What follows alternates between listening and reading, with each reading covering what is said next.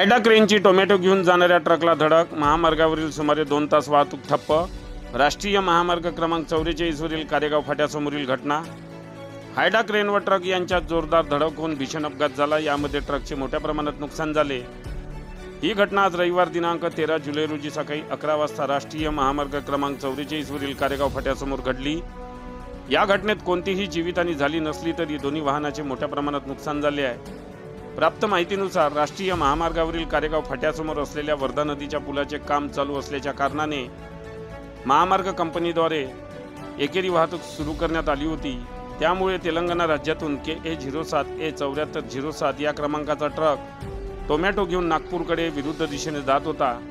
यावेळी समोरून येणाऱ्या हायडा क्रेनने कारेगाव फाट्यासमोर ट्रकला जोराची धडक दिली।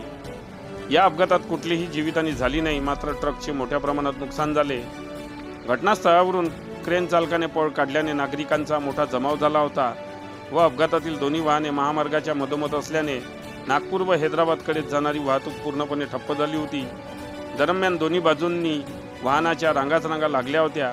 ही माहिती वडकी पोलिसांना मिळताच घटनास्थळी लगेच वडकी पोलीस स्टेशनचे ठाणेदार सुखदेवजी बोरखडे, PSI सुनील कुडमते, बीट जमादार संदीप मडावी, आकाश कुदुसे, अमोल चौधरी, निलेश वाडई, चालक अमीर किन्नाके यांनी धाव घेत अपघातातील दोन्ही वाहने बाजूला करून महामार्गावरील ठप्प असलेली वाहतूक सुरळीत केली व अपघातातील दोन्ही वाहने जप्त करून पोलीस स्टेशन वडकी येथे लावण्यात आली आहे।